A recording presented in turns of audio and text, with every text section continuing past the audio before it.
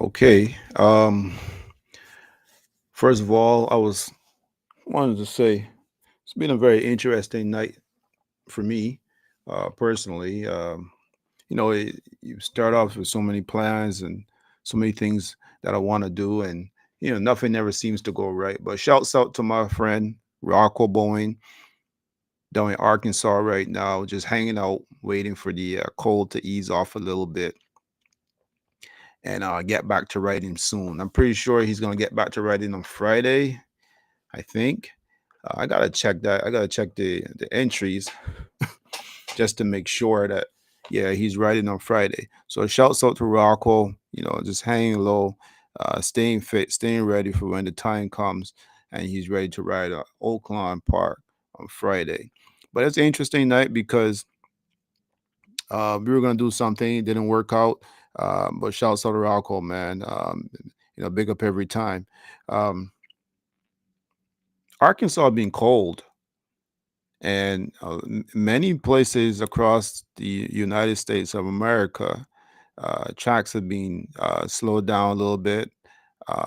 Lots of interesting things happening across that area, and racetracks taking a breather, and they'll be back soon. Now, there's one track in particular for guys who like to play horses and who are watching. They put on a really good show. I really do enjoy watching Turfway Park and watching horses that I've never seen the names before. That always thrilled me. Jockeys that winning left, right, and center. There's not really a consistent jockey who commands the track, I believe. So I think that's a really good track to play if you like horses or if you just like excitement, you want a night out, you want to go somewhere and have fun, play a long shot or have fun at something, have a couple beers or something. I think that that's an interesting place to start, which is Turfway Park. And watching it, I often look for horses that are familiar with to me. If you watch horse racing enough, there's some horses that stand out to you if you're around for a while and you get to know the names, you see their running styles, and you kind of become a fan of them, and they excite you when you watch them when you watch them run. The horses coming from behind, building up momentum. You say, okay, next time or next two times they'll probably get it, you know. And you watch for that kind of angle, and you watch different angles and so forth. All the real players know what I'm talking about. I'm not a good handicapper. I just like watching the sport and watching how these horses run. And I like competition. Um, but Turfway Park, I've been watching and I'm looking at these horses and the jockeys. And I'm saying, like, man, I don't know none of these horses. I mean, it might be one or two that pop up here and there, but I'm not familiar with the scene where these horses are running. And sometimes you get a good purse on the card, but for a lot of times you get claiming prices for the 7-5 and so forth. But they're very competitive. Then you get jockeys who who are not really um, in the limelight, but they're very competitive down Turfway. And so it's really interesting. I'll say encourage anyone if they like that angle about the sport. If you're still into the sport, just watch Turfway Park.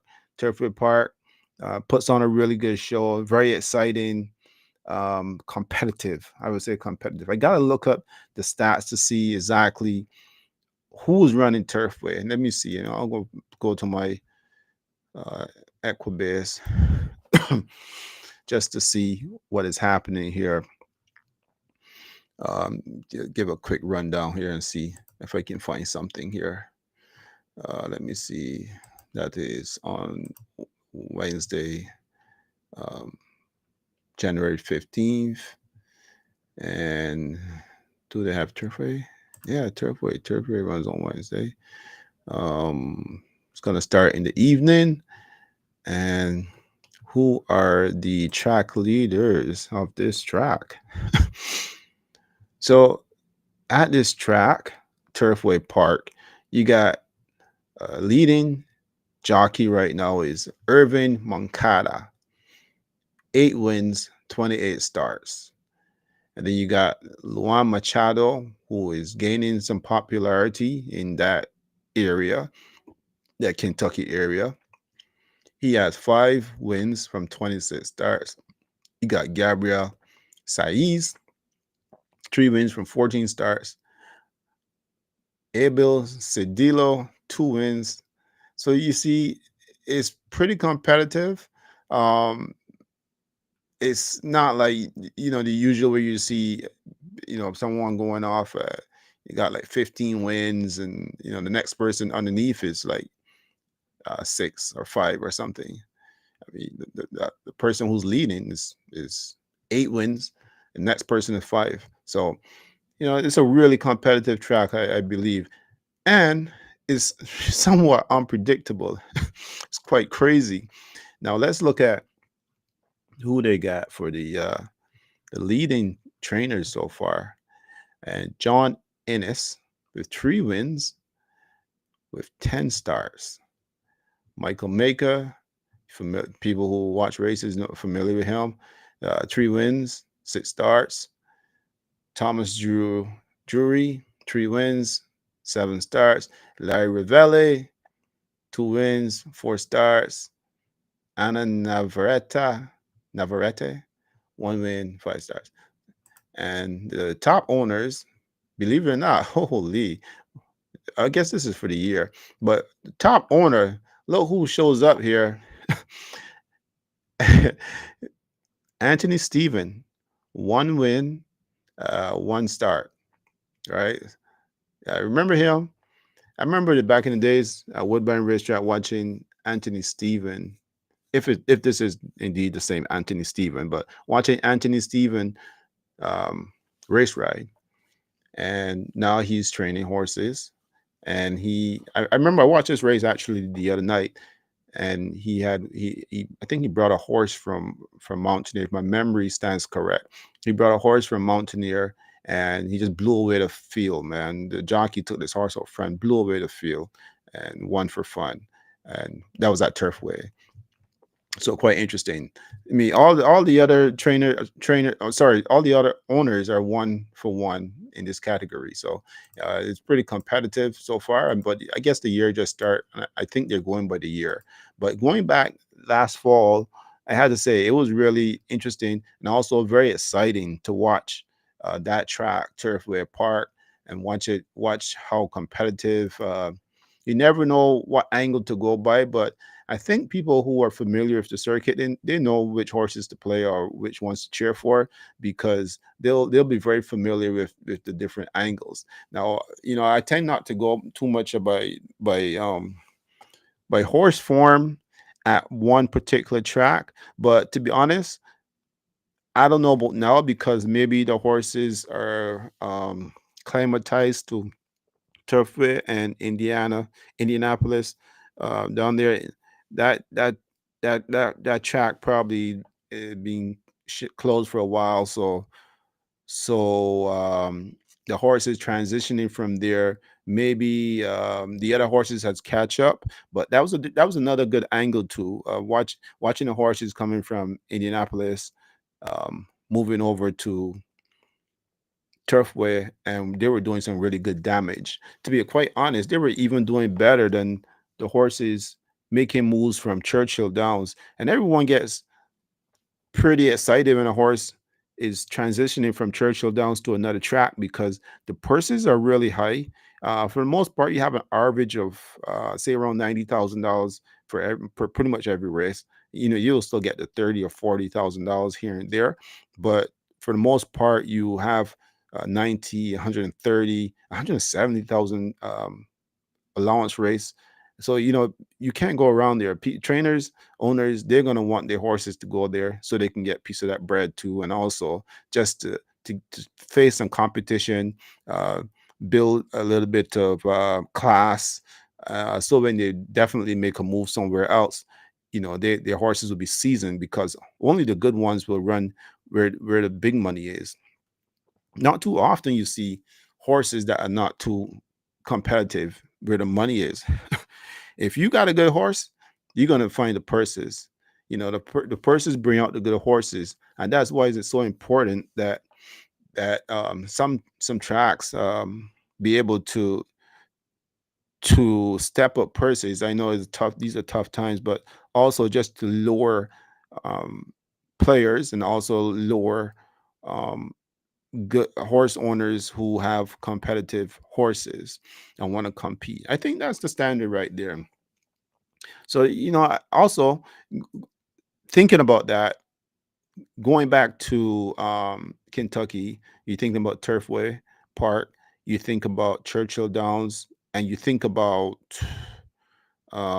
Kentucky Downs, and those purses are really high. So somehow the money down there is huge, or they've figure out a system where um, can be effective in this game or sport of horse racing, and it seems to be working because owners, trainers who are looking to compete, they're going to make their way down there.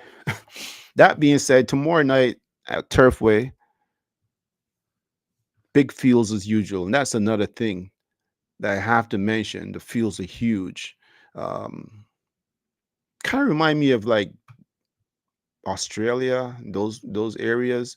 For some reason they still have huge fields. Meanwhile, over in North America, in some parts of North America, you got smaller fields, shorter fields. But Japan, um, they have huge fields. Even Korea, they got big fields also. So some, I don't know what's happening, but those fields are huge. It's got some outstanding outstanding fields. Now tomorrow night, I was talking about tomorrow night and the Turfway Park. So first race goes off a claiming race 77500 claiming price, and then you got, let me look at it again. So the Turfway Park claiming price is $5,000, but the fields again, the 12th field, and that's in the first race. Second race, um, that's the one that have another $5,000 claimer. Man, this is. I bet you, even though the claim is a $5,000 claiming price, but I bet you this is going to be another competitive situation, right? And do they have any old horses? Because I see one horse that looks pretty familiar here, Mansfield Tiger. Somehow I know that horse. It looks like a horse probably bred in Indiana. Okay. I'm not going to try to handicap these things because I'm not a handicapper. I'll tell you that. I just look at horses that I like to watch run, and to me, that's intriguing. Following horses that or jockeys. That's my angle. See how competitive these are. And to be honest, whenever I meet someone, and they're a jockey or a trainer, they immediately get on my radar. I do my best to try to connect them with other people and uh, gain some popularity, showcase some of the things that they do, especially if it's good things on the racetrack. I tend to do that. I like doing that. It's exciting. So let's see. The next race and see the fourth race. Do they have any allowance races? Because it's midweek. Midweek usually you don't find really competitive purses during the week like that. You gotta wait till Fridays and Saturdays. That's when people get paid. So the racetracks are pretty slick and pretty smart at what they do. But this is a shorter field, and I bet you this is an allowance race, and this is the ninth race tomorrow. It's an allowance race, allowance optional claiming race, and claiming price is $40,000. If you're interested in Enchanted Now, bred in Kentucky, 8-year-old mirror, you can get it for 40 grand from off Larry Ravelli. If you're interested in Cat Attack, I think that's Illinois, not Indiana. Illinois bred, 7-year-old mirror.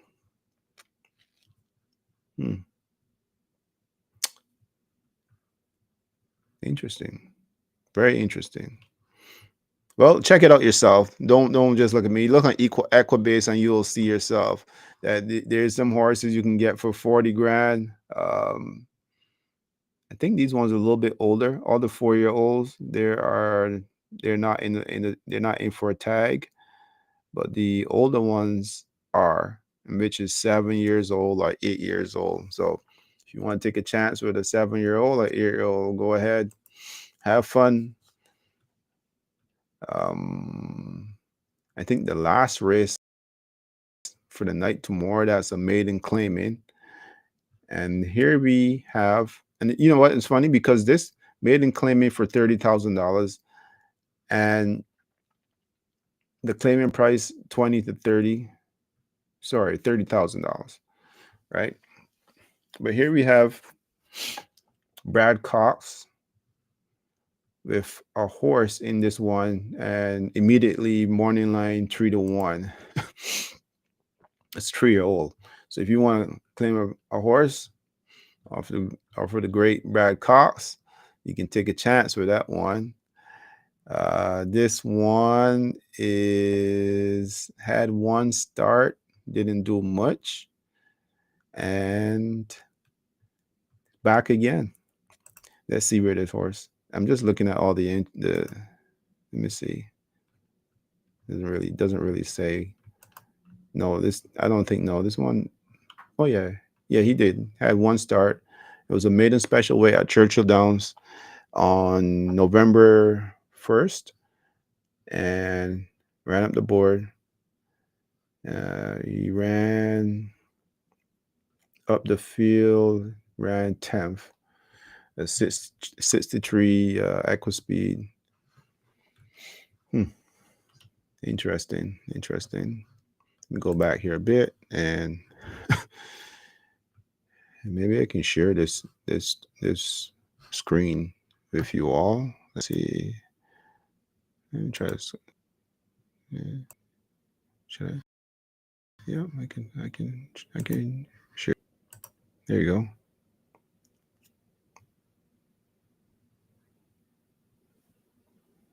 Yep, I think you got it now. And yep, there you go. All right, cool. We can share this. And this is the last race of the night, and it's $30,000 to $20,000 claiming.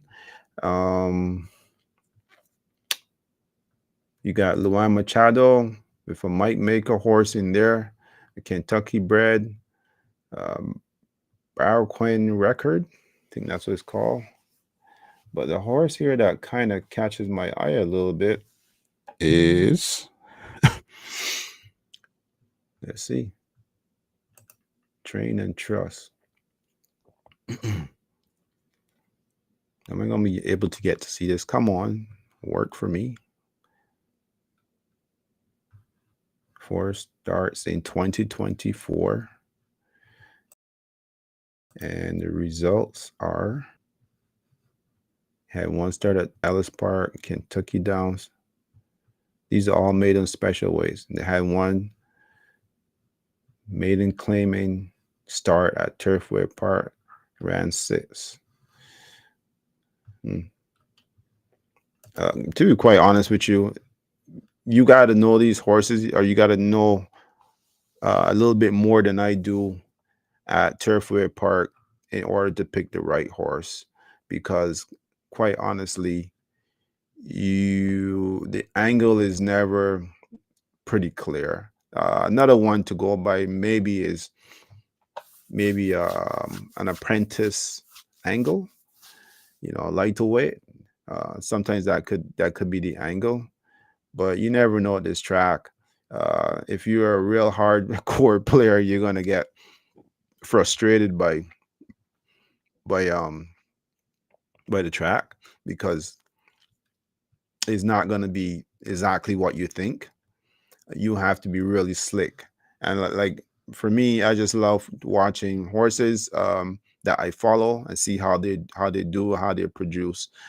I think in a couple of weeks we probably will see the Pegasus. That's going to be a very exciting race or day at Gulfstream Park. I shouldn't say race because sometimes those races are pretty much lopsided. They're not really, it doesn't live up to the expectation, but the purses are good, and the excitement of those kind of races draw a lot of attention. But to me, quite honestly, just watching a nice grass race, nice allowance grass race, is sometimes my best races to watch, and it's based from angles on watching young horses develop and watching horses that are coming on strong but doesn't quite have a name yet or a reputation and how they do. I think there was a few years back when there was a couple horses owned by Samson Farm, and those horses I think were trained by Gail Cox, and those two horses were in winning form at Woodbine, and they made their way to Santa Anita Park, and they did relatively well until they couldn't win no more, until they just were not producing no more. But it was nice watching those horses move from Woodbine, maintain their form, stayed on the grass, and they did their thing. So those are kind of races I love to watch, and those are kind of angles I like to watch. Um, what else can I say here? It's racing tomorrow at Turfway Park. The angles. Good luck if you are playing horses or if you're watching. You're a big fan, but good luck. But I don't have any advice. I would say good luck to you. That's it. That would be my advice. Good luck to you, because let me tell you, unless you have the form and you definitely have an angle, please share it also. If you have an angle, share for Turfway Park, because I don't have an angle for you. All right. I came on here just to say thank you to the many people who have subscribed to my YouTube channel. I also want to say thanks to the people who've given me a shout out and wish me well for the new year. I want to say thank you, and really appreciate it. Sometimes I don't reply to some the comments, but thank you to many of you who wish me well this year, and I definitely want to continue to grow this channel and grow this platform. That's why I'm trying many things. Really appreciate the support and the help, and I appreciate the guests and for coming on speaking with me, and I do intend to continue pushing and helping. So you'll be seeing me popping up here and there, trying my thing, and we'll see where this thing goes. All right. Um, I'll pop back on here soon, and hopefully with another guest. I think I have a guest or two on Friday night, and it should be interesting. Appreciate the love and support as always.